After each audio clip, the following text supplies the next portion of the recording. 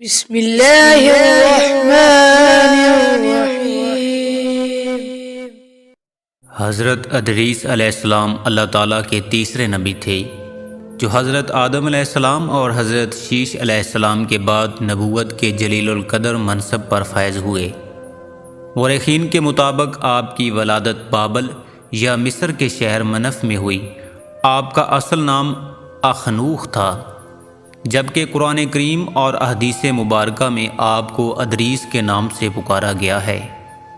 روایات کے مطابق حضرت ادریس علیہ السلام نے دنیا میں لوگوں کو سب سے پہلے لکھنے پڑھنے اور تعلیم حاصل کرنے کا درس دیا، بلکہ اپنی زندگی کا بیشتر حصہ اسی درس و تبلیغ میں صرف کیا۔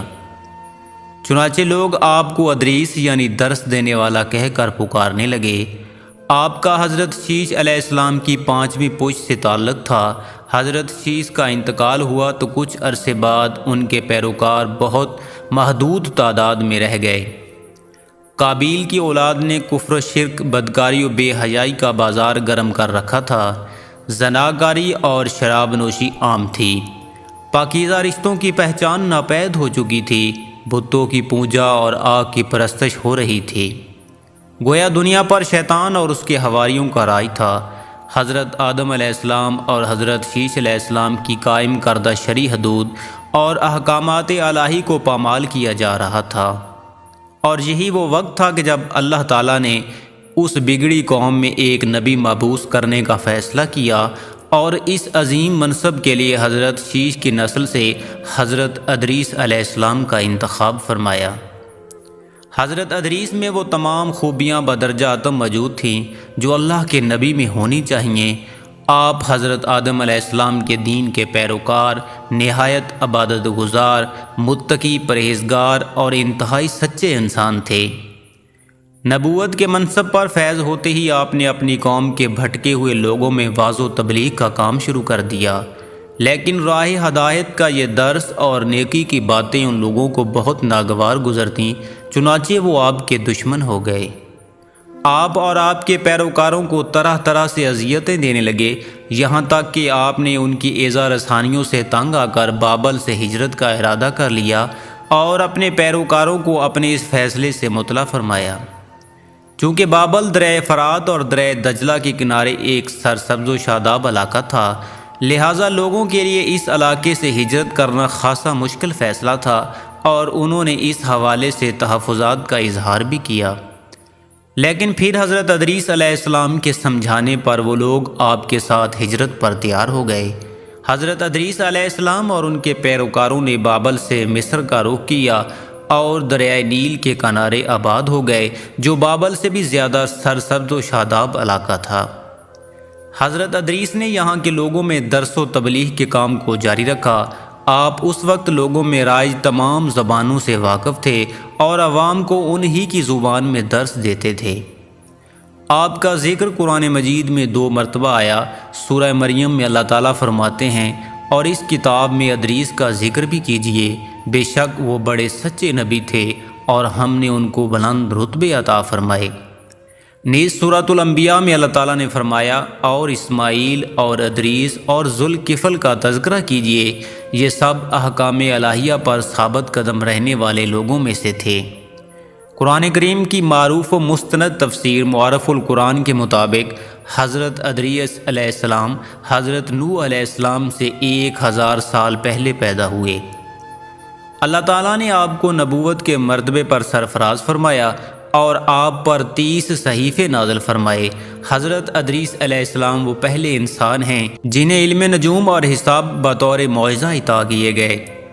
نیز سب سے پہلے انہوں نے ہی قلم سے لکھنا اور کپڑا سینا ایجاد کیا۔ ان سے پہلے لوگ عموماً جانوروں کی کھال لباس کے طور پر استعمال کیا کرتے تھے۔ پھر یہ کہ سب سے پہلے ناپ تول کے طریقے بھی آپ ہی نے متعارف کرائے، اور اسلحہ بھی آپ کی ایجاد ہے۔ آپ نے اسلحہ تیار کر کے بنو قابیل سے جہاد کیا۔ علامہ ابن اسحاق کا کہنا ہے کہ دنیا کا سب سے پہلا شخص جس نے قلم سے لکھا حضرت ادریس علیہ السلام ہیں۔ معاویہ بن حکم سلمہ رضی اللہ تعالیٰ عنہ سے مروی ہے کہ انہوں نے حضور پاک صلی اللہ علیہ وآلہ وسلم سے رمل کے بارے میں سوال کیا۔ رمل ایک ایسا علم ہے جس میں ریت پر مخصوص لکیریں کھینچ کر کچھ معلوم کیا جاتا ہے۔ تو رسول پاک صلی اللہ علیہ وآلہ وسلم نے فرمایا ایک پیغمبر تھے جنہوں نے یہ لکھا، لہٰذا جس شخص کا خط ان کے موافق ہو جائے تو اچھا ہے۔ علماء تفسیر فرماتے ہیں کہ پہلا شخص جس نے تبلیغ دین کے لیے واضح و خطاب کا سلسلہ شروع کیا وہ حضرت ادریس علیہ السلام تھے۔ ہلال بن سیار کہتے ہیں کہ حضرت ابن عباس رضی اللہ تعالیٰ عنہ نے حضرت کعب رضی اللہ تعالیٰ عنہ سے پوچھا کہ قرآن پاک کی اس آیت وَرَفَعْنَا مَكَانًا عَلِيًّا اور ہم نے ان کو اونچی جگہ اٹھا لیا کا کیا مطلب ہے؟ تو حضرت کعب رضی اللہ تعالیٰ عنہ نے فرمایا اللہ عز و جل نے حضرت ادریس علیہ السلام کی طرف وحی بھیجی کہ میں تمہیں ہر روز تمام بنی آدم کے اعمال کے برابر درجات دیتا ہوں۔ اس سے مراد اس زمانے کے تمام بنی آدم ہیں۔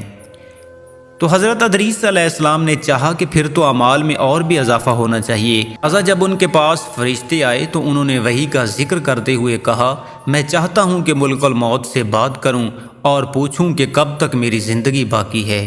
فرشتے نے حضرت ادریس علیہ السلام کو اپنے پروں پر اٹھایا اور انہیں لے کر آسمان کی طرف بلند ہو گیا۔ جب وہ چوتھے آسمان پر پہنچے تو ان کی ملک الموت سے ملاقات ہو گئی جو نیچے اتر رہے تھے۔ حضرت ادریس علیہ السلام کے دوست فرشتے نے ملک الموت سے حضرت ادریس کے بارے میں ذکر کیا تو اسرائیل علیہ السلام نے پوچھا حضرت ادریس کہاں ہیں؟ فرشتے نے جواب دیا کہ وہ میری پشت پر ہیں۔ اس پر ملک الموت نے حیرت کا اظہار کرتے ہوئے کہا کہ واہ تعجب ہے، مجھے خدا کی طرف سے کہہ کر بھیجا گیا ہے کہ حضرت ادریس علیہ السلام کی روح چوتھے آسمان پر قبض کر لو۔ تو میں نے سوچا کہ وہ زمین پر ہیں، ان کی روح چوتھے آسمان پر کیسے قبض کروں؟ ابھی اسی سوچ و بچار میں تھا اور زمین پر اتر رہا تھا کہ تم انہیں لے کر چوتھے آسمان پر آ گئے۔ پھر ملک الموت نے ان کی روح قبض کر لی۔ ابن ابی حاتم نے بھی اس آیت کی تفسیر کے ذیل میں اس حدیث کو ذکر کرتے ہوئے یہ اضافہ کیا ہے کہ حضرت ادریس علیہ السلام نے فرشتے سے کہا ملک الموت سے میرے بارے میں سوال کرو کہ میری عمر کتنی باقی رہ گئی ہے، جبکہ حضرت ادریس علیہ السلام فرشتے کے ساتھ ہی تھے۔ فرشتے کے سوال پر ملک الموت نے کہا کہ جب تک میں انہیں دیکھ نہ لوں اس وقت تک کچھ نہیں بتا سکتا۔ پھر ملک الموت نے حضرت ادریس علیہ السلام کو دیکھ لیا تو فرشتے سے کہا کہ آپ مجھ سے ایسے شخص کے بارے میں سوال کر رہے ہیں جس کی زندگی پلک جھپکنے سے زیادہ نہیں رہی۔ پھر فرشتے نے پر کے نیچے حضرت ادریس علیہ السلام کو دیکھا تو ان کی وفات ہو چکی تھی۔